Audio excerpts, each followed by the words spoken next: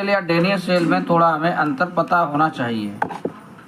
इसको यहाँ पे देख लेते हैं, गैल्वेनिक सेल या डेनियल सेल। इधर हमने लिखा है विद्युत अपघटनीय सेल। तो इसमें क्या अंतर रहता है?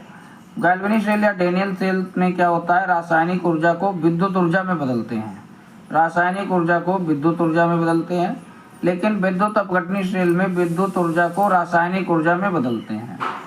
और रासायनिक डेनियल सेल में एनोड जो पर होता है ऋणात्मक चार्ज और कैथोड पे होता है धनात्मक चार्ज। लेकिन एनोड पे यहाँ क्या है, धनात्मक चार्ज है, और यहाँ कैथोड पे क्या है, ऋणात्मक चार्ज रहता है। किसमें? विद्युत अपघटनीय सेल में। नेक्स्ट है, एनोड पे ऑक्सीकरण ही होता है और कैथोड पे अपचयन होता है। ये बात हमने गैल्वेनिक सेल में देखी। और यहाँ समानता देखने को मिलती है, एनोड पे यहाँ भी ऑक्सीकरण ही होता है, कैथोड पे अपचयन होता है। थोड़ा ये अंतर रहता है कि एनोड पे यहाँ माइनस रहता है, यहाँ विद्युत अपघटनीय सेल में प्लस रहता है, यहाँ कैथोड पे प्लस रहता है, यहाँ पे कैथोड पे ऋणात्मक होता है। गैल्वेनिक सेल में यहाँ रासायनिक ऊर्जा विद्युत ऊर्जा में बदली जाती है, विद्युत अपघटनीय सेल में विद्युत ऊर्जा रासायनिक ऊर्जा में बदली जाती है। तो ये थोड़ा हमें ध्यान रखना है, क्योंकि हमने यहाँ पे एनोड पे प्लस चार्ज लगाया हुआ है और कैथोड पे ऋणात्मक चार्ज लगाया हुआ है। ये थोड़ा अंतर रहता है, कन्फ्यूजन ना रहे, इसलिए ये बात हमने थोड़ा अंतर समझा है। ठीक है, जब इसमें सेल द्वारा विद्युत प्रवाहित की जाती है तो हमने देखा कि इधर प्लस चार्ज है, जिधर प्लस चार्ज है उधर ऋणात्मक चार्ज वाले आयन इकट्ठे हो जाते हैं और जिधर ऋणात्मक चार्ज है उधर प्लस वाले आयन इकट्ठे होते हैं। तो ये प्रक्रिया यहाँ पे ये घटना घटित होती है। तो विद्युत अपघटन के उत्पाद निम्न कारकों पर निर्भर करते हैं। सबसे पहले ये हम इसमें बात करेंगे किन कारकों पर निर्भर करते हैं। तो निम्न कारकों पर निर्भर करते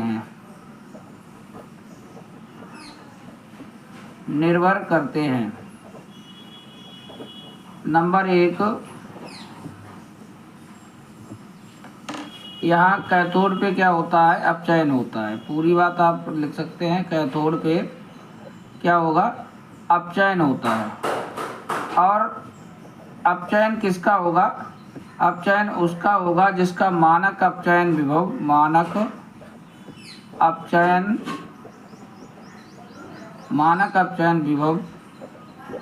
ज़्यादा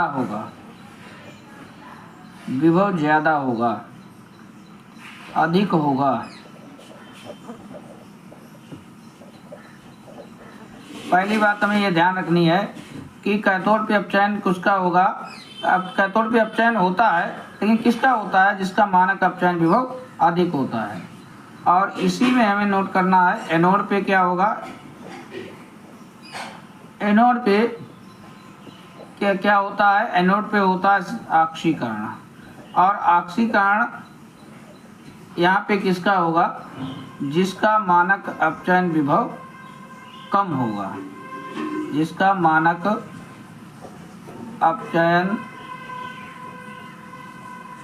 अपचयन विभव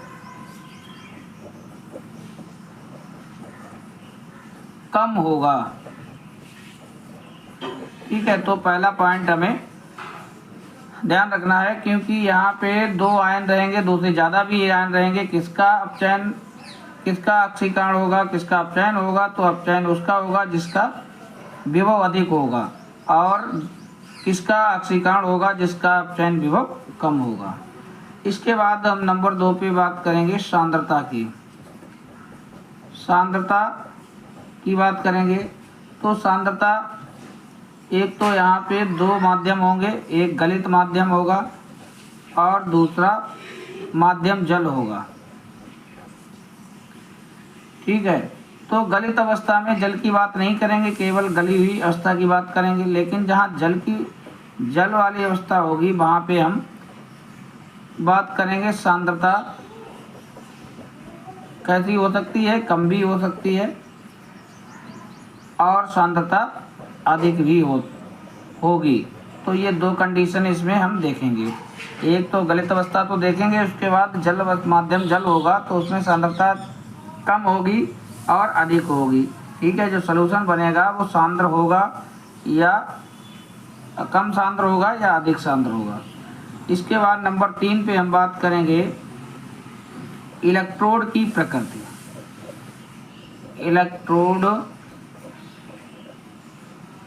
इलेक्ट्रोड की प्रकृति।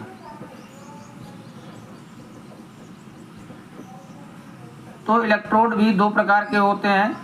एक तो होते हैं निष्क्रिय इलेक्ट्रोड, निष्क्रिय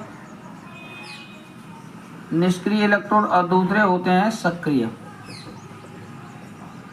निष्क्रिय में हम पढ़ते हैं पीटी के बारे में हमने देखा था, और सक्रिय में सीयू व एजी।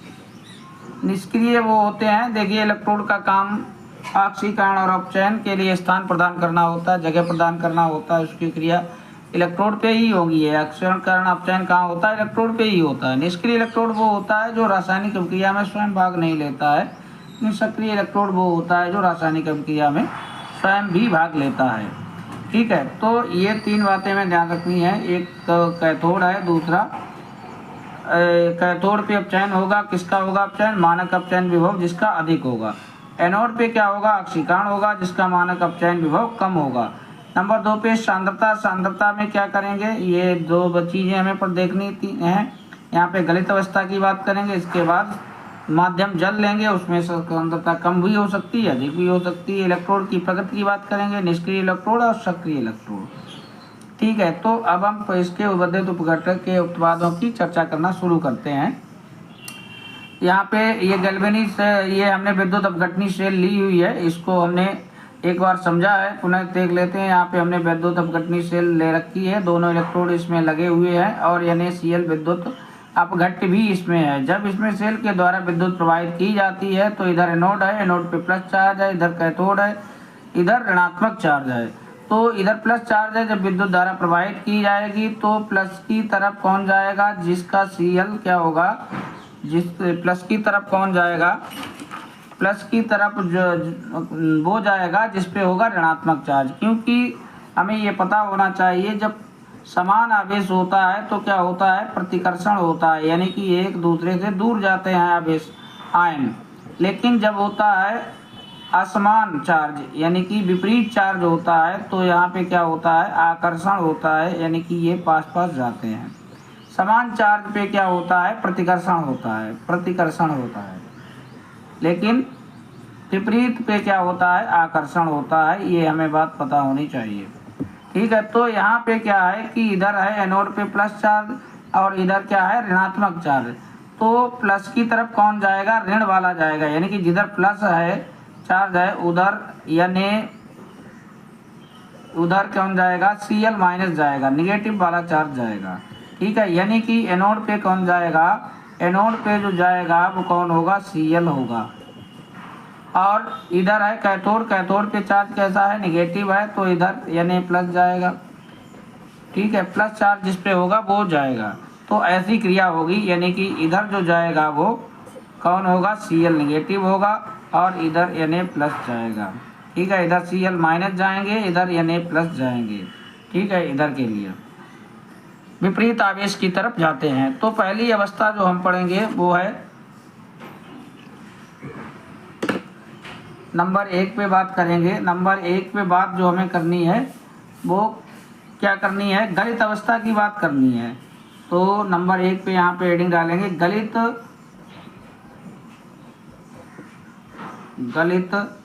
NaCl का प्लेटिनम इलेक्ट्रोड पर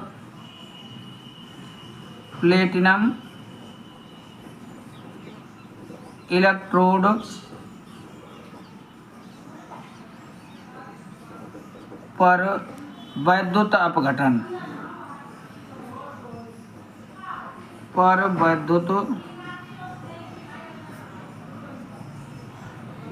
अपघटन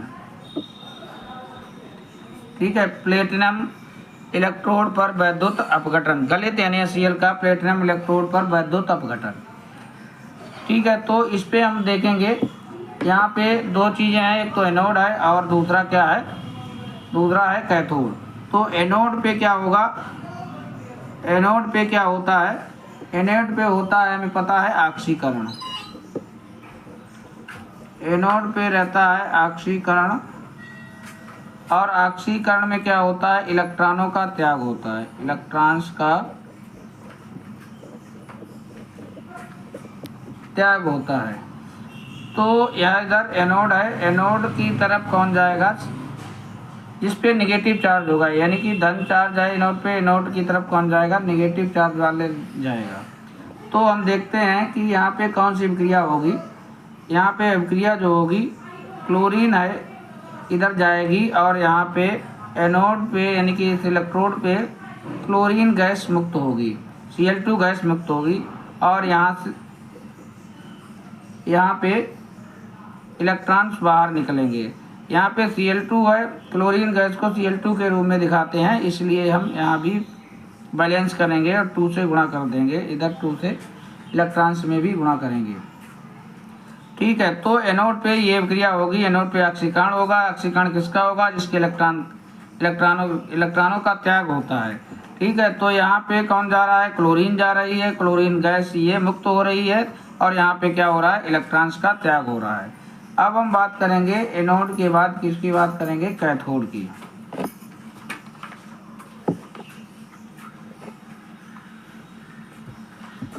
कैथोड,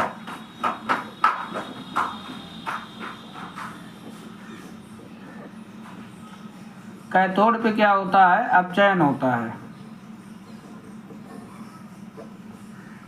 कैथोड पे होता है अपचयन, और कैथोड पे क्या होता है, अपचयन कैसे होता है, इलेक्ट्रॉन यहाँ पे ग्रहण होते हैं, जिसका अपचयन होता है वो इलेक्ट्रॉनों को ग्रहण करता है। ठीक है, जिसका अपचयन होता है वो इलेक्ट्रॉनों को ग्रहण करता है।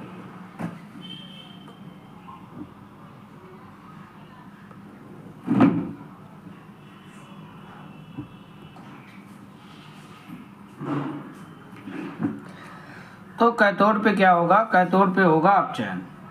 ठीक है, तो कैथोड पे अपचयन होगा, अपचयन में क्या होता है, इलेक्ट्रॉनों को ग्रहण किया जाता है। तो यहाँ पे कैथोड पे कौन जा रहा है, कैथोड पे निगेटिव चार्ज है, तो कौन जा रहा है, इसकी तरफ Na+ जाएंगे, तो यानी कि सोडियम का अपचयन होगा, यहाँ पे सोडियम इकट्ठा हो जाएगा। तो Na+ जो होते हैं, यहाँ पे Na+ ही आयन होते हैं, तो ये क्या करते हैं, इलेक्ट्रॉन को ग्रहण करते हैं और किस में बदल जाते हैं, Na में बदल जाते हैं, Na में बदल जाते हैं। ये क्या है, एक्वस भी लिख सकते हैं। ठीक है, यहाँ पे एक्वस भी दिखा सकते हैं क्योंकि ये आयन है। अब ये पहली कंडीशन हो गई है एनोड और कैथोड पर। अब दूसरी हम कंडीशन की बात करेंगे, दूसरी की किसकी बात करेंगे। अब हमने ये तो गलित अवस्था में NaCl लिया था। ठीक है, अब हम जलीय NaCl की बात करेंगे। अब माध्यम क्या रहेगा, जलीय रहेगा। तो नंबर 2 पे हम यहाँ पे हेडिंग डालेंगे, जलीय NaCl का प्लेटिनम इलेक्ट्रोड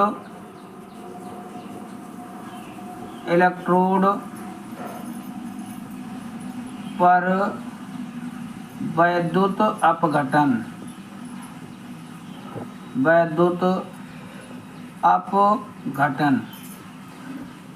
ठीक है, तो अब पहले हमने गलित अवस्था की बात लिखी थी, 3 कारकों पे डिपेंड करते हैं, तो पहले गलित अवस्था की बात कर ली। उसके बाद हमने कहा था माध्यम जलीय रहेगा।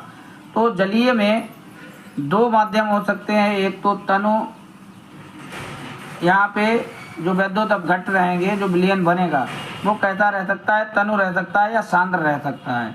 तो यहाँ पे हम कैसा पहले लेंगे, तनु विलयन की बात करेंगे। तो वैद्युत अपघट रहेगा, उसकी सांद्रता क्या रहेगी, सांद्रता उसकी रहेगी तनु। तो ये भी हेडिंग बन जाएगी, तनु जलीय विलयन, तनु जलीय NaCl का प्लेटिनम इलेक्ट्रोड पे वैद्युत अपघट। तो यहाँ पे हम लिख देते हैं तनु जलीय NaCl का प्लेटिनम इलेक्ट्रोड पर वैद्युत अपघटन। ठीक है, तो यहाँ पे भी हमें कैथोड पर और एनोड पर अभिक्रिया को देखना है एक एक करके। तो कैथोड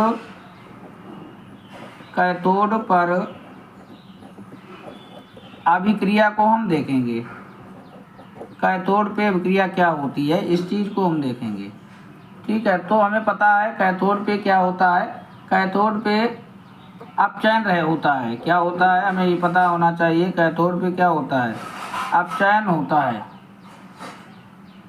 कैथोड पे होता है अपचयन, और अपचयन किसका होगा, अपचयन उसका होगा जिसका मानक अपचयन विभव क्या होगा, अधिक होगा। ये हमने बात नोट भी कराई थी। ठीक है, यहाँ पे मानक अपचयन विभव अधिक होगा, उसका होगा। ठीक है, तो अब यहाँ पे हमें थोड़ा देखना है चित्र को, क्योंकि अब माध्यम कहता है जलीय है, तो जलीय है यानी कि Na+ आयन तो होंगे यहाँ पे और Cl आयन भी होंगे, लेकिन यहाँ पे जल मिलाया है और जल H और OH में टूट जाता है, तो यानी कि H+ भी होंगे और OH- भी होंगे। ठीक है, अब जब इसमें विद्युत धारा प्रवाहित कर रहे हैं, ठीक है, तो क्या होगा, जिधर प्लस चार्ज है, जिधर कैथोड है उधर तो धन चार्ज वाले एकत्र होंगे, यानी कि कैथोड की तरफ कौन कौन जाएगा, धन चार्ज वाले Na+ जाएंगे और H+ जाएगा। ठीक है, और जिधर धन चार्ज है उधर माइनस चार्ज वाले जाएंगे, यानी कि Cl- जाएगा और OH- वाले जाएंगे। परंतु हमने कहा कि इन दोनों में कौन जाएगा, जैसे सबसे पहले हम बात कर रहे हैं किसकी, कैथोड की बात कर रहे हैं, तो कैथोड पे कौन जाएगा, कैथोड पे क्या होता है, अपचयन होता है। ठीक है, किसका अपचयन होगा, जिसका मानक अपचयन विभव ज़्यादा होगा। इन दोनों में Na+ और H+ में कौन यहाँ पे जाएगा, जिसका मानक अपचयन विभव होगा ज़्यादा। ठीक है, तो ये बात हमें समझनी है यहाँ पे, क्योंकि एक से ज़्यादा आयन यहाँ पे उपस्थित रहते हैं। ठीक है, तो यहाँ पे हम यहाँ पे लिख देते हैं, इस चीज़ को भी नोट कर लेते हैं, Na+ और H+ दो आयन जाएंगे। ठीक है, तो इसका अपचयन विभव भी हम यहाँ पे नोट कर देते हैं, E0 Na+ किस में बदलेगा, इलेक्ट्रॉन को खा के इनमें में बदलेगा, और इसका -2.71 ये विभव रहता है। और इसकी समीकरण भी हम यहाँ पे लिख देते हैं, Na+ इलेक्ट्रॉन को खा करके क्या करेगा, अपने आप को न्यूट्रल बना लेगा, यानी सॉलिड में बदल जाएगा। दूसरा कौन जाएगा, दूसरा हमने देखा कि यहाँ पे दूसरा कौन जा रहा है, H आयन जा रहा है। तो H आयन है, इसका E0 H+ से किस में बदलता है, ये H2 में बदल जाता है, हाइड्रोजन गैस निकालता है, और इसका विभव होता है 0.00 वोल्ट। इसकी भी समीकरण यहाँ दिखा देते हैं। H+ आयन जो है वो इलेक्ट्रॉन्स को ग्रहण करेगा और यहाँ क्या निकालेगा, हाइड्रोजन गैस निकालेगा, हाइड्रोजन गैस जो होती है मॉलिक्यूल अणु के रूप में निकलती है, सिंगल, इसको स्थायी नहीं होता है, तभी नहीं लिखते हैं। तो H2 है, यहाँ पे इसको बैलेंस करेंगे तो 2 से गुणा कर देंगे दोनों तरफ। ठीक है, तो ये अब क्रिया होगी, तो हम देखते हैं कि इसका यहाँ पे विभव कम है और इसका है ज़्यादा। तो अपचयन किसका होगा, जिसका मानक अपचयन विभव अधिक होगा, जिसका मानक अपचयन विभव अधिक होगा। अतः कौन सी क्रिया संपन्न होगी,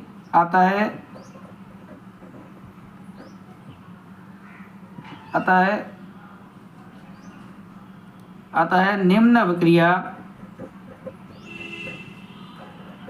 संपन्न होगी, निम्न अभिक्रिया संपन्न होगी। क्यों संपन्न होगी, क्योंकि इसका मानक अपचयन विभव क्या है, अधिक है। ठीक है, 2H+ इसी को पुनः यहाँ पे लिख देते हैं, ये अभिक्रिया यहाँ पे संपन्न होगी, यानी कि H+ आयन ही यहाँ पे जाएंगे, यानी कि H+ आयन इधर के लिए जाएंगे, H+ आयन ही इधर जाएंगे, क्योंकि इसका मानक अपचयन विभव क्या है, ज़्यादा है। ठीक है, और यहाँ पे हम ये भी लिख सकते हैं कि इसका E0 जो है H+H2 कितना है, 0.00 वोल्ट है। ठीक है, और किससे अधिक है, ये सोडियम से अधिक हो गए, सोडियम आयन से अधिक है, इसीलिए यह अभिक्रिया संपन्न होगी। इसके बाद ये बात हमने की है किसकी, कैथोड की। इसके बाद बात करेंगे किसकी, एनोड की। एनोड की बात करेंगे। एनोड पर कौन सी विक्रिया होगी, एनोड पे होता है ऑक्सीकरण। एनोड पे होता है ऑक्सीकरण, और ऑक्सीकरण में क्या होता है, ऑक्सीकरण में होता है, हमें पता है इलेक्ट्रॉनों का त्याग, इलेक्ट्रॉन्स का त्याग होता है। और इसमें इलेक्ट्रॉन्स का त्याग तो होता ही है, साथ में हमें ये भी ध्यान देना है जिसका मानक अपचयन विभव, मानक अपचयन विभव क्या होगा, कम होगा। विभव क्या होगा, कम होगा, ठीक है, उसका होगा ऑक्सीकरण। तो यहाँ पे हम देख लेते हैं एनोड को। एनोड इधर है, एनोड पे है प्लस चार्ज, एनोड पे है प्लस चार्ज, हमें पता है यहाँ पे HOH आ चुका है, तो ये 4 आयन्स हैं। इनमें से कौन जाएगा प्लस की तरफ, Cl माइनस जाएगा और OH माइनस जाएगा, ठीक है, ये जाने के लिए तैयार होंगे। लेकिन इन दोनों में भी कौन जाएगा, इन दोनों में वह जाएगा जिसका अपचयन विभव, मानक अपचयन विभव क्या होगा, कम होगा, उसी का होगा ऑक्सीकरण, वही यहाँ पे जाएगा, वही यहाँ से इधर के लिए पहुँच जाएगा। तो देखते हैं यहाँ पे हम सब दोनों ही लिख देते हैं। एनोड पे ये अभिक्रिया हो सकती है कौन सी, Cl नेगेटिव जो है किस में बदल सकता है, हाफ Cl2 में बदल सकता है, और इलेक्ट्रॉन्स का ये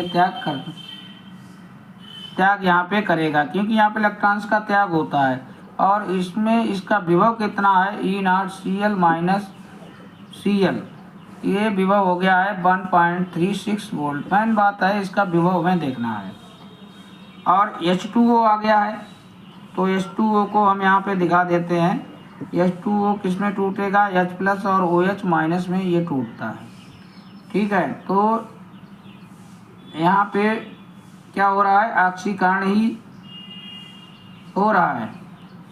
और यहाँ पे E0 इसको हम इस तरीके से दिखाएंगे, OH, और ये किस में बदलेगा, O2 में बदलेगा, और इसका विभव होता है 1.23 वोल्ट, ठीक है। OH जो है वो किस में बदलेगा, O2 में बदलेगा, ठीक है। H2O जो होता है H प्लस OH माइनस में टूटता है, ठीक है। तो ये OH माइनस जो है किस में बदल जाता है, O2 में बदल जाता है। इस बात को अभी हम कैसे बदलता है अगले स्टेप में पढ़ेंगे, इस समय आप यही देख लें, यही लिख लें।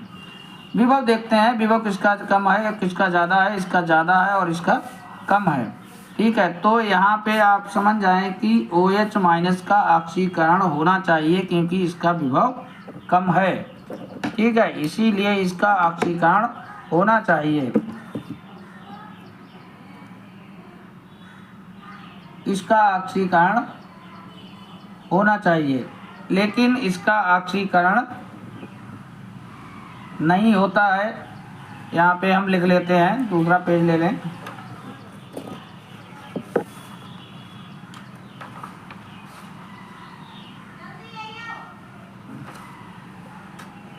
OH माइनस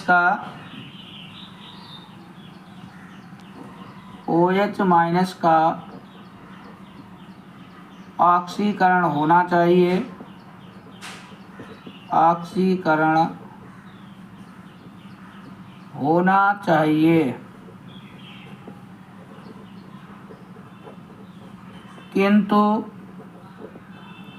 ऐसा नहीं होता है, किंतु ऐसा नहीं होता है। फिर कैसा होता है, क्योंकि इसकी जो गतिज ऊर्जा है वो कम होती है, क्योंकि इसकी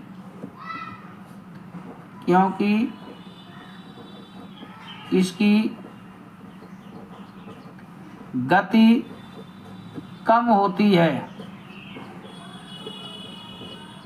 ठीक है। और इसीलिए इसकी गति कम होती है, और इसीलिए यहाँ पे OH से पहले यहाँ कौन पहुँच जाता है, Cl पहुँच जाता है, और यहाँ पे क्लोरीन वाली अभिक्रिया संपन्न हो जाती है। इसकी गति कम होती है,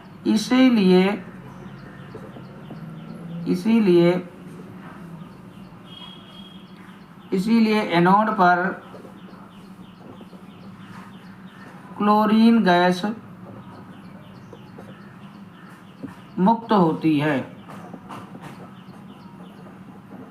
क्लोरीन वाली अभिक्रिया संपन्न हो जाती है। यानी कि Cl माइनस जो है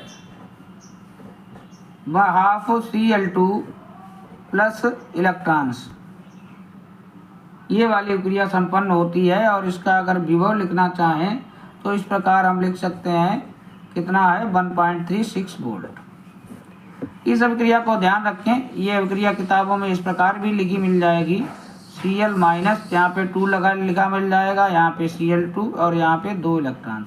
दोनों ही सही हैं क्योंकि यहाँ पे एक परमाणु लिया गया है। यहाँ पे क्लोरीन गैस जो होती है वो अणु के रूप में लिखी जाती है, डबल के रूप में भी लिखी मिलती है, तो यहाँ पे इसको 2 लगा के भी लिखा जाता है, तो इसमें कंफ्यूजन नहीं होना चाहिए। अब हम बात करेंगे नंबर कौन सा रहेगा, तीसरा रहेगा। ये तो हमने सांद्रता कैसी ली थी,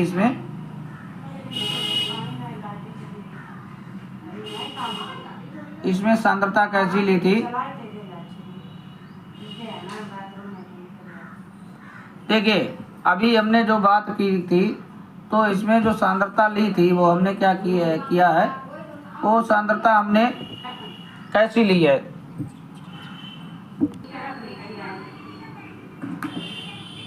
अब इसमें थोड़ा ध्यान देंगे, यहाँ पे जो हमने चर्चा की थी वो तनु जलीय विलयन नहीं लिया है, यहाँ पे जो चर्चा हुई है वो सांद्र की ही हुई है, तो यहाँ पे सांद्र लिखेंगे, ठीक है। सांद्र जलीय NaCl का प्लेटिनम इलेक्ट्रोड पे विद्युत अपघटन। अगर हमें बताया नहीं जाता है कि ये विलयन सांद्र है, ये विद्युत अपघटन सांद्र है या तनु है, तो उसे हम सांद्र ही मान के चलते हैं, ठीक है। तो यहाँ पे हमने अभी ये जो चर्चा की है ये सांद्र की ही की है, इसको सही करेंगे, थोड़ा ध्यान देंगे। यहाँ पे सांद्र जलीय NaCl का प्लेटिनम इलेक्ट्रोड पर विद्युत अपघटन की चर्चा हुई है। अब हम बात करेंगे नंबर 3 पे, किसकी बात करेंगे, तनु जलीय NaCl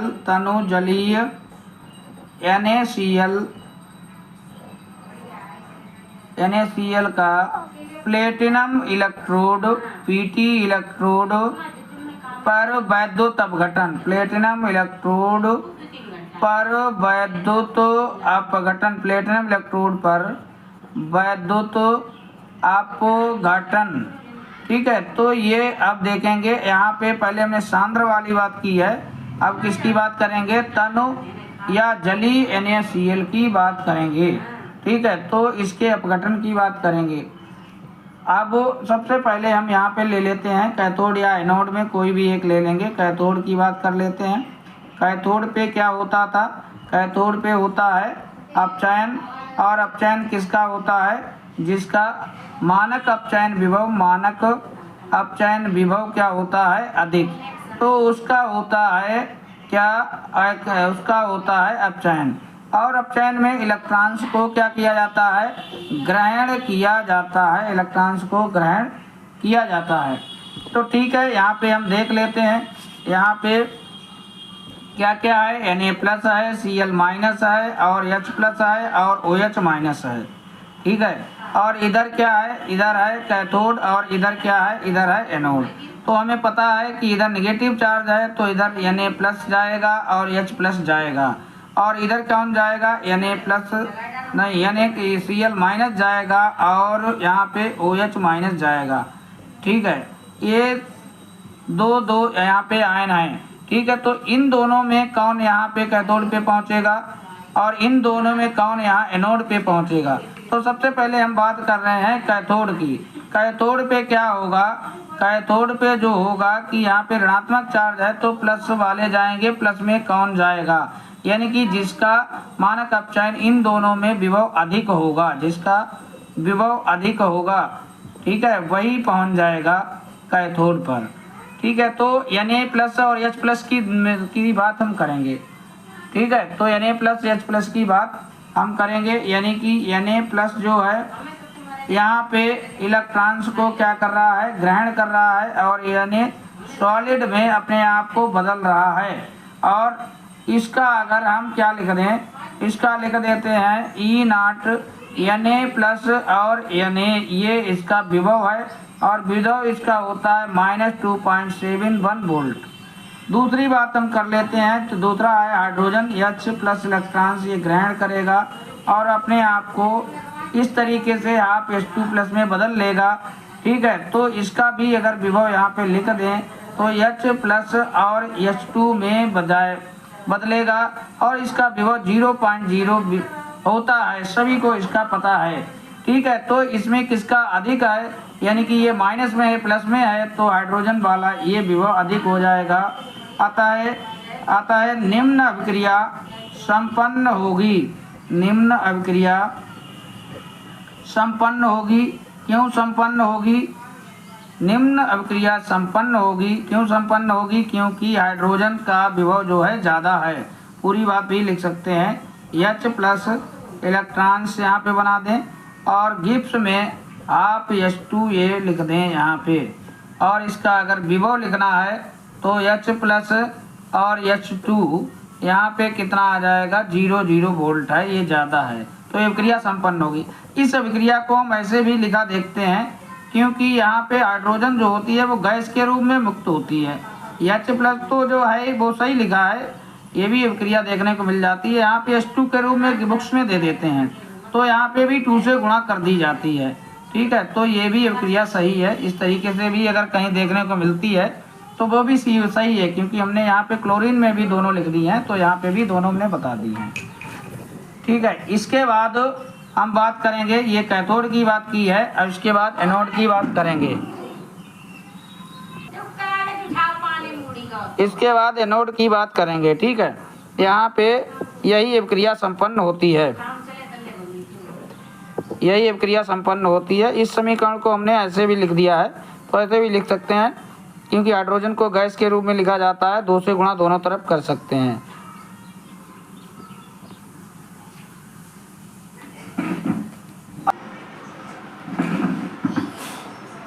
इसके बाद हम बात करेंगे एनोड की। एनोड पे क्या होता है, हमें पता है एनोड पे होता है ऑक्सीकरण, ऑक्सीकरण होता है। और ऑक्सीकरण किसका होगा, जिसका मानक अपचयन विभव, मानक अपचयन विभव क्या होता है, कम। ठीक है, और ऑक्सीकरण में एक बात हमें और पता है, इलेक्ट्रॉन्स का क्या होता है, त्याग, इलेक्ट्रॉन्स का होता है त्याग। ठीक है, तो एनोड की जो हम बात कर रहे हैं, एनोड की बात कर रहे हैं, तो एनोड पे क्या होता है, एनोड पे कैसा चार्ज होता है, ऋणात्मक। एनोड पे होता है धनात्मक चार्ज। ठीक है, एनोड पे कैसा चार्ज होता है, धनात्मक चार्ज होता है एनोड पर, और ऋणात्मक चार्ज होता है किस पर, कैथोड पर। ठीक है, तो हमें पता है कि यह तनु NaCl है। ठीक है, तो यहाँ पे क्या क्या है, यहाँ पे Na+ आयन है, Cl- आयन है, H+ और OH- आयन है, क्योंकि H2 इसमें टूटता है, NaCl इसमें टूट जाता है। ठीक है, तो एनोड की तरफ कौन जाएगा, जिस पे ऋणात्मक चार्ज होगा, यानी कि Cl- और OH- आयन जाएंगे। और इनमें से कौन इस पर एनोड पे पहुंचेगा, जिसका मानक अपचयन विभव क्या होगा, कम। तो दोनों के हम विभव लिख देते हैं सबसे पहले, यानी कि E0 Cl, जो Cl निगेटिव किस में बदलेगा, Cl में, और इसका विभव होता है 1.36 वोल्ट। दूसरी बात हम E0 OH की बात करेंगे, OH- किस में बदलता है, O2 में, तो ये हम यहाँ पे इसका लिख देते हैं 1.26 वोल्ट। अगर इसकी रिएक्शन लिख दें यहाँ पे, Cl- क्या करेगा, इलेक्ट्रॉन्स का यहाँ पे ऑक्सीकरण में त्याग होता है, इलेक्ट्रॉन निकलता है और ये हाफ Cl2 यहाँ पे बन जाता है। इसकी समीकरण हम देख लेते हैं। OH जो है OH जो है वो O2 में कैसे बदलता है। ठीक है, तो एक बात हम यहाँ पे देख रहे हैं कि इसमें विभव किसका कम है। इसमें विभव जो है वो विभव जो है इसका कम है, Cl का ज़्यादा है। तो यहाँ पे कौन सी अभिक्रिया होगी, यहाँ पे ये OH जो है -O2 में बदलता है, यही अभिक्रिया होगी। क्योंकि यहाँ पे हमने जो बात कर रहे हैं वो अब लिया है तनु यानी Cl का जलीय विलयन, और तनु जब लिया है तो यहाँ पे H+ और OH आयंस की मात्रा हो गई है ज़्यादा। ठीक है, और जब इसकी मात्रा ज़्यादा हो जाती है, जल की मात्रा ज़्यादा हो जाती है, H+ और OH माइनस की ज़्यादा हो गई, तो इसकी चालकता भी क्या हो जाती है, ज़्यादा हो जाती है। लेकिन सांद्र में ऐसा नहीं होता था, हमने अभी देखा था सांद्र में ऐसा नहीं होता था। अब इसकी यही अभिक्रिया यहाँ पे संपन्न होगी, जिसका यहाँ पे ऑक्सीकरण हो, जिसका यहाँ पे मानक अपचयन विभव कम है, यानी कि इसका कितना है 1.27 वोल्ट है। क्यों होगी, क्योंकि इसका मानक, क्योंकि यहाँ पे जलीय इसके विलयन कैसा है, ये तनु है। ठीक है, इसीलिए तनु विलयन है, यानी कि यहाँ पे जल ज़्यादा है और H+ OH माइनस आयनों की सांद्रता की संख्या बढ़ गई है, और आयंस की संख्या बढ़ेगी तो चालकता भी बढ़ जाएगी। इसीलिए Cl से पहले कौन पहुँचेगा, यहाँ पे OH माइनस आयन है, ये पहुँच जाएंगे। तो ये OH -O2 में कैसे बदलता है इसको देख लेते हैं। यहाँ पे क्या होता है, ये OH जो माइनस है, जो H2O है, वो किस में टूट रहा था, H+ OH माइनस में टूट रहा था। अब ये OH माइनस होते हैं और यहाँ पे क्या होता है, ऑक्सीकरण हो रहा है, मतलब इलेक्ट्रॉन्स निकल रहे होते हैं, तो इलेक्ट्रॉन्स को निकलते हुए दिखा देते हैं। ठीक है, अपने आप को न्यूट्रल कर रहा है OH। लेकिन हम ये भी देख रहे हैं कि OH जो होता है सिंगल कुछ नहीं है, ये आपस में बहुत सारे आयन हैं, आपस में क्या करते हैं, जुड़ जाते हैं, और यहाँ पे क्या बना लेते हैं, यहाँ पे इस तरीके से H2O बन जाता है, H2O बन जाता है, और यहाँ पे ऑक्सीजन बन जाती है। ऑक्सीजन को हम O2 के रूप में लिखते हैं। जब हम इसको O2 के रूप में लिखेंगे तो 2 ऑक्सीजन बन गई हैं। ठीक है, तो 2 ऑक्सीजन बन गई हैं, तो यहाँ पर 2 से गुणा करेंगे, 2 और 1 3 ऑक्सीजन है, हम यहाँ पे संतुलित करने के लिए 2 से गुणा करेंगे, और यहाँ पे भी 2 से गुणा करेंगे, तो हाइड्रोजन भी यहाँ पे 4 हो गए हैं और ऑक्सीजन भी 4 हो गई हैं। अब इसीलिए यहाँ पे 4 हाइड्रोजन 4 ऑक्सीजन है, तो यहाँ पे हम 4 से गुणा कर देंगे, यहाँ पे भी 4 से कर देंगे, और यहाँ पे भी 4 से कर देंगे, प्लस का चिन्ह इधर लगा देते हैं। ठीक है, इसको हम क्या करेंगे, जोड़ देते हैं, तो यहाँ पे क्या आ जाएगा, 4OH माइनस आ जाएगा। जो एरो के बाईं तरफ वाले हैं उन्हीं को इधर लिखेंगे। 4H 2OH ये है 2OH, ये भी 4OH हो जाएंगे, ये भी 4OH हो जाएंगे, तो इनको हम यहाँ पे कैंसिल कर देंगे। और इधर आ जाता है, क्या आ जाता है, O2 को पहले लिख लेते हैं, प्लस 2H2O को लिख लेते हैं, और ये 4 इलेक्ट्रॉन्स हैं, इनको यहाँ पे लिख देते हैं।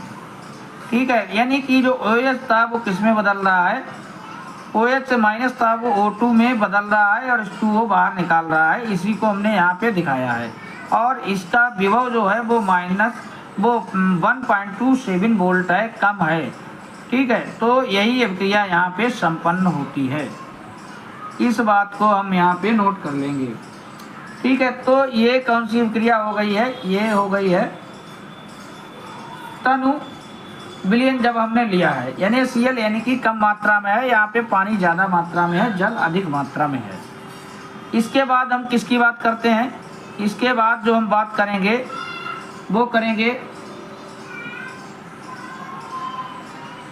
वो बात हम करेंगे किसकी, हेडिंग डाल देते हैं नंबर 4 पे। अब हम क्या करेंगे, इलेक्ट्रोड को ही बदल के देखते हैं। ठीक है, प्लेटिनम इलेक्ट्रोड लिया था, तो वहाँ पे हमने क्या किया, प्लेटिनम इलेक्ट्रोड पे जलीय विलयन और सांद्र विलयन दोनों की बात कर ली है। ठीक है, तो अब हम प्लेटिनम इलेक्ट्रोड की जगह पे क्या लेंगे, विलयन तो अभी सांद्र ही रखेंगे। अगर हमें विलयन नहीं दिया है तो मान के चलेंगे, अगर ये आपको ये नहीं दिया जाता है विलयन तनु है या सांद्र है, तो आप सांद्र विलयन लेके चलेंगे, सांद्र NaCl का। और इलेक्ट्रोड हम यहाँ पे बदल के देखेंगे, Hg इलेक्ट्रोड पर वैद्युत अपघटन, Hg इलेक्ट्रोड पर वैद्युत अपघटन। ठीक है, अब हमने क्या किया है, यहाँ पे इलेक्ट्रोड जो था प्लेटिनम नहीं लिया है, इलेक्ट्रोड लिया है Hg। देखिए, अगर आपसे पूछा जाता है कि नहीं दिया जाता है क्वेश्चन में विलयन सांद्र है या तनु है, तो आप सांद्र मान के चलेंगे। अगर आपको इलेक्ट्रोड भी नहीं दिया जाता है तो इलेक्ट्रोड भी आप प्लेटिनम मान के ही चलेंगे, और अगर दिया जाता है तो हमें वही लेना ही है। तो हम क्या करते हैं, यहाँ पे एनोड की सबसे पहले बात कर लेते हैं। एनोड पे हमें पता है, एनोड पे होता है ऑक्सीकरण, और ऑक्सीकरण किसका होता है, जिसका मानक अपचयन विभव क्या होता है, मानक अपचयन विभव कम होता है। ठीक है, और ऑक्सीकरण में क्या होता है, इलेक्ट्रॉन्स का त्याग होता है, ये बात तुम्हें पता है। ठीक है, तो यहाँ पे हम देख रहे हैं कि जो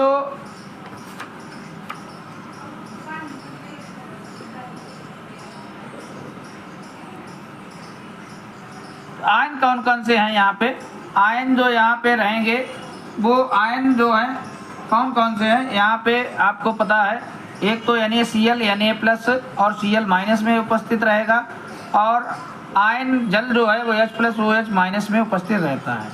ठीक है, इधर क्या रहता है, इधर एनोड रहता है, यानी कि प्लस चार्ज रहता है, इधर कैथोड होता है। तो एनोड की तरफ कौन जाएगा, Cl- आयन जाएंगे और OH- आयन जाएंगे। तो इन्हीं के दोनों की हम चर्चा करेंगे। ठीक है, जिन पे नेगेटिव चार्ज है वही इधर जाएगा। तो हम इसकी चर्चा कर लेते हैं। यहाँ पे चित्र हमारे पास ये रखा हुआ है। ठीक है, यहाँ पे तो ये एनोड की तरफ कौन जाएगा, जो यहाँ पे जिस पे ऋणात्मक चार्ज होगा वो यहाँ पे जाएगा। ठीक है, लेकिन यहाँ पे इन दोनों में कौन पहुँचेगा, जिसका विभव क्या होगा, कम होगा। तो इनके सबसे पहले हम विभव यहाँ पे नोट कर लेते हैं। विभव यहाँ पे लिख लेते हैं, E0 जो Cl2 है, ऑक्सीकरण होता है, ये Cl2 जो है माइनस, ये किस में बदलता है, Cl2 में बदलता है।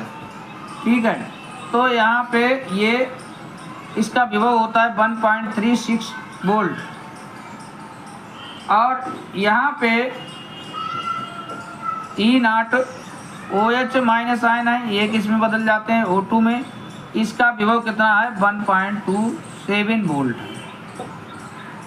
ठीक है, तो यहाँ पे ये अपचयन विभव इसका कम है, इसका अपचयन विभव क्या है, कम है, लेकिन इसका अपचयन विभव अधिक है। यहाँ पे कम वाला ही की अभिक्रिया होनी चाहिए, लेकिन ऐसा नहीं होता है, क्योंकि हम देख चुके हैं जब हमने क्या लिया था, सांद्र की बात की थी। तो सांद्र में क्या होता है, इसकी गति जो होती है वो क्या हो जाती है, धीमी हो जाती है। ये तन की बात है। ठीक है, ये तन की बात है, और सांद्र की बात हमने की थी। तो सांद्र की जब हमने यहाँ पे बात की थी तो कौन सी अभिक्रिया संपन्न हुई थी, क्योंकि यहाँ पे हमने देखा था इसकी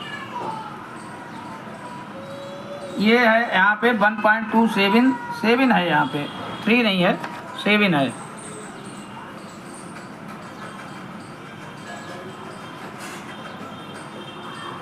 जब हमने सांद्र की बात की थी, सांद्र वाला एनोड पे कौन सी अभिक्रिया हुई थी, एनोड पे ये यहाँ पे भी हम पढ़ चुके हैं, सेम ही अभिक्रिया होगी, क्योंकि यहाँ पे OH जो था उसमें गति जो थी ऊष्मा गति के नियम से बताया गया है कि ये इसकी गति ज़्यादा नहीं होती है, ये इसका होना चाहिए था अभिक्रिया, लेकिन ये हो ही नहीं पाती है, और किसकी हो जाती है, Cl वाली अभिक्रिया, यानी कि क्लोरीन वाली ही अभिक्रिया संपन्न होती है।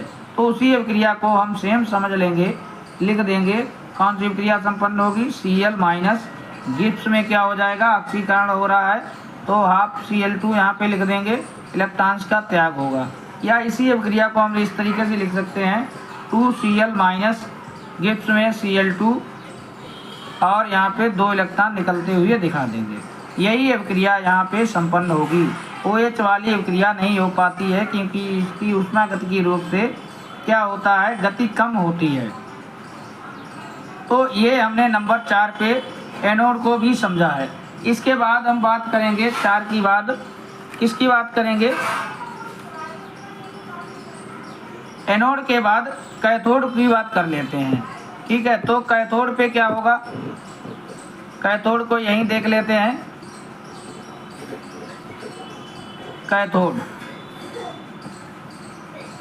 कैथोड पे क्या होता है?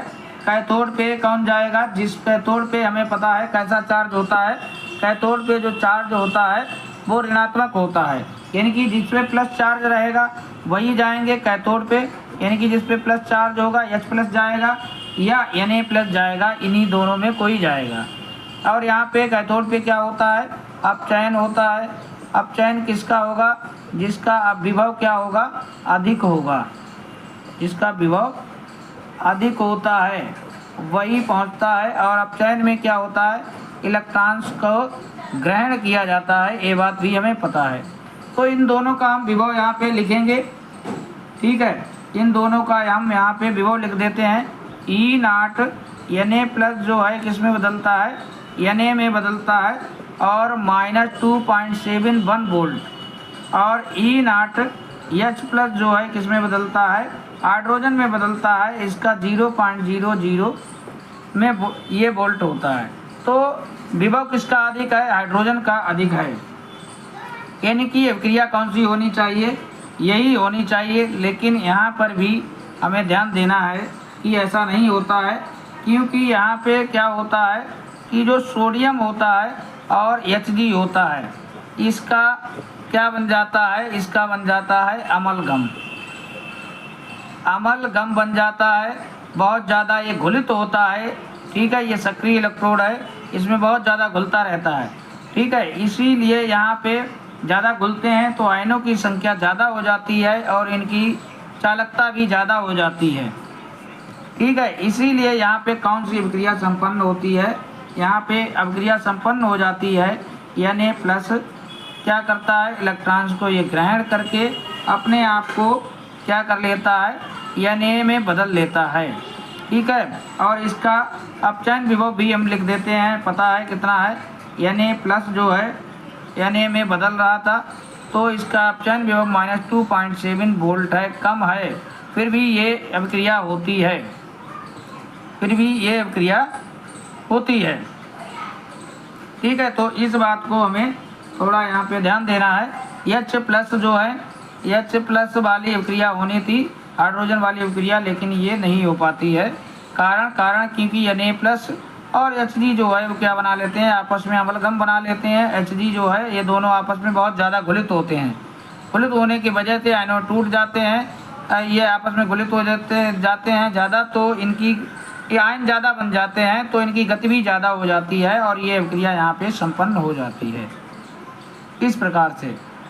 ठीक है, तो एक बात हमें यहाँ पे ये समझ में आ चुकी है। इसके बाद हम नेक्स्ट ले लेते हैं। नंबर 4 के बाद क्या करेंगे? नंबर 5 की बात करेंगे। और नंबर 5 पे किसकी बात करेंगे? अगर आपको दे दिया जाता है जलीय CuSO4 का कॉपर के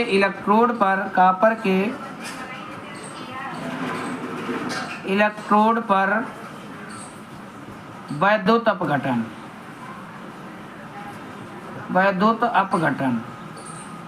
अब यहाँ पे हमने कॉपर का इलेक्ट्रोड लिया है।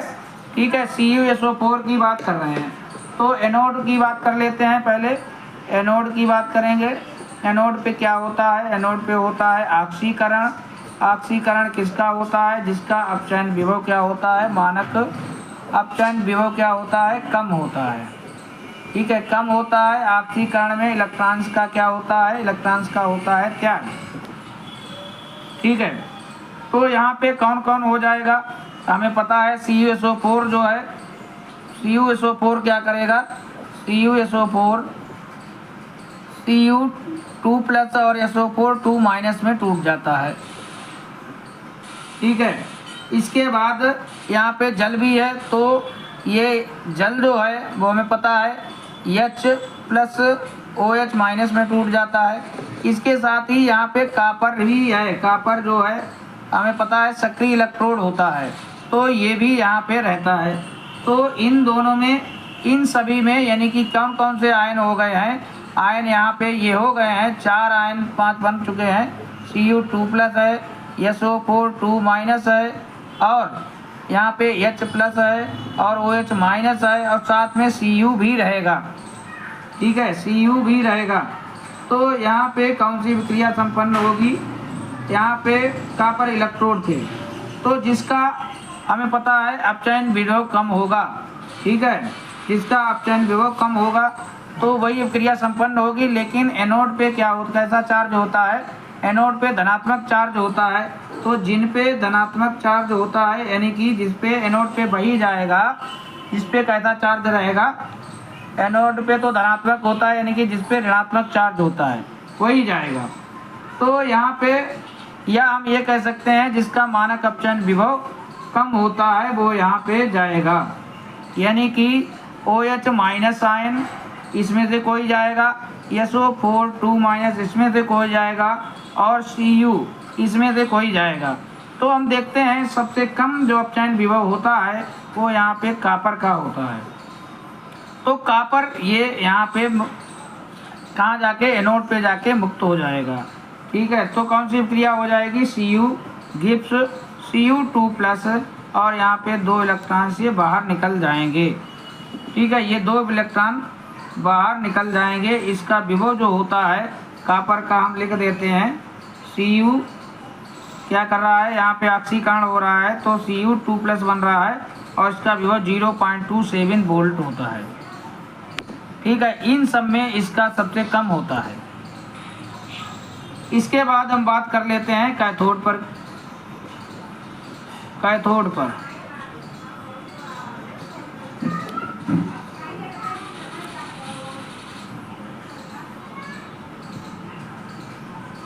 एक बार पुनः देख लें, सही से नहीं आ रहा था। ये इलेक्ट्रॉन्स का एनोड है, एनोड पे ऑक्सीकरण होता है, मानक अपचयन विभव कम होता है, इलेक्ट्रॉन्स का त्याग होता है। तो एनोड पे कौन जाएगा, जिसपे एनोड पे होता है प्लस चार्ज, जिस पे ऋणात्मक चार्ज होगा वो उधर जाएंगे, OH- SO4 2- और Cu। तो इनमें सबसे अपचयन विभव किसका कम है, कॉपर का है, तो ये क्रिया यहाँ पे संपन्न होगी, इसका विभव इतना होता है। तो कैथोड की बात कर लेते हैं। कैथोड पे हमें पता है चार्ज कैसा होता है, नेगेटिव होता है। यहाँ पे क्या होता है, अपचयन होता है। अपचयन में क्या होता है, इलेक्ट्रॉन्स को ग्रहण किया जाता है। ठीक है, और जिसका मानक अपचयन विभव क्या होगा, मानक अपचयन विभव क्या होगा, अधिक। ठीक है, मानक अपचयन विभव अधिक होगा, वही जाएंगे। तो यानी कि इसमें माइनस चार्ज है, तो प्लस किस पे है, ये OH पे, H पे है, और Cu2+ पे है। ठीक है, तो यहाँ पे क्या होता है, जिस पे प्लस चार्ज रहता है वही जाने की कोशिश करता है, यानी कि Cu या H+ की बात करेंगे। तो यहाँ पे हम ये दोनों के यहाँ पे विभव लिख देते हैं। E0 H+ जो है इलेक्ट्रॉन ग्रहण करके H2 में बदलता है, इसका विभव जो होता है 0.00 होता है। और E0 इसके बाद जो है H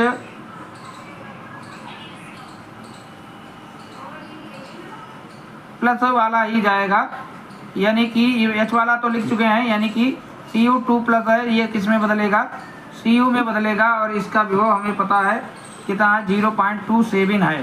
तो अपचयन विभव जिसका अधिक होगा वही अपक्रिया संपन्न होगी, यानी कि यहाँ पे Cu2+ जो है, Cu इसका जो विभव है वो 0.27 वोल्ट है। कॉपर ही कैथोड पे क्या होगा, मुक्त होगा, इकट्ठा होगा जाके। ठीक है, तो ये क्रिया संपन्न होगी, यानी कि हम लिख देंगे कौन सी क्रिया संपन्न होगी, Cu2+, और ये 2 इलेक्ट्रॉन्स को ग्रहण करके क्या बना रहा है, Cu सॉलिड में बदल रहा है, ये क्रिया संपन्न होगी।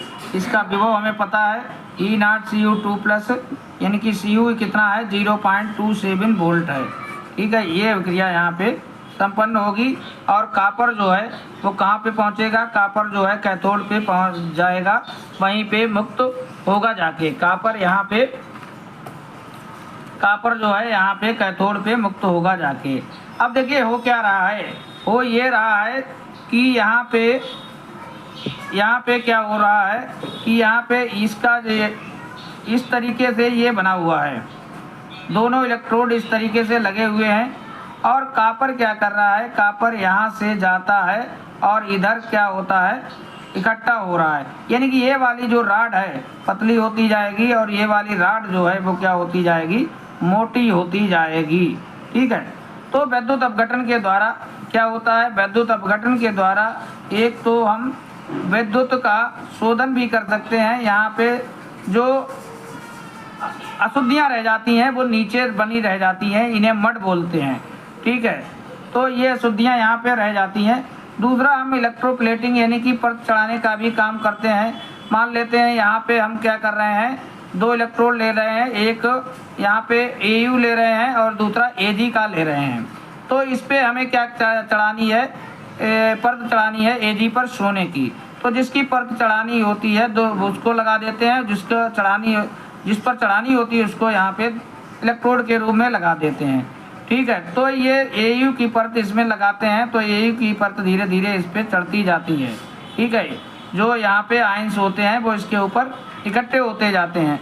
तो यानी कि यहाँ पे धातु प्लेटिंग के रूप में भी विद्युत अपघटन का प्रयोग किया जाता है और अशुद्धियों को दूर करने के लिए भी इसका प्रयोग किया जाता है। ठीक है, तो ये 2-3 बातें इसमें ध्यान रखनी है, इसका उपयोग भी थोड़ा ध्यान रखेंगे। और एक बात समझ लें, यहाँ पे जब विद्युत जो अपघट लिया है, अगर इसमें H+ की मात्रा घट रही है तो pH का मान बढ़ता है और H+ का मान बढ़ेगा तो pH का मान भी क्या होता है, pH का मान घटता है। ठीक है, तो ऐसा pH का मान रहता है। अगर H+ की मात्रा जो है बढ़ रही है तो pH का मान घट जाता है और अगर H+ की मात्रा घट रही है तो pH का मान बढ़ जाता है। ठीक है, H+ बढ़ेंगे तो pH का मान घटेगा और H+ घटेगा तो pH का मान बढ़ेगा। तो इस बात को हमें थोड़ा ध्यान रखना है। ठीक है, तो हमने कैथोड पे एक बार पुनः देख लेते हैं। कैथोड पे अपचयन होता है, मानक अपचयन विभव जिसका अधिक होगा उसका अपचयन होगा, इलेक्ट्रॉन ग्रहण होते हैं। ठीक है, और कैथोड पे माइनस चार्ज होता है, जिन पर क्या होगा, प्लस चार्ज होगा, वही उधर जाना पसंद करेंगे, यानी कि Cu2+ पे और H+ पे प्लस चार्ज है, यही जाना पसंद करते हैं। ठीक है, तो इसका हाइड्रोजन का विभव जो है 0 होता है, Cu का 0.27 इसका अधिक होता है, तो यही अभिक्रिया यहाँ पे संपन्न होती है। ये अभिक्रिया यहाँ पे हमने इसीलिए लिख दी है।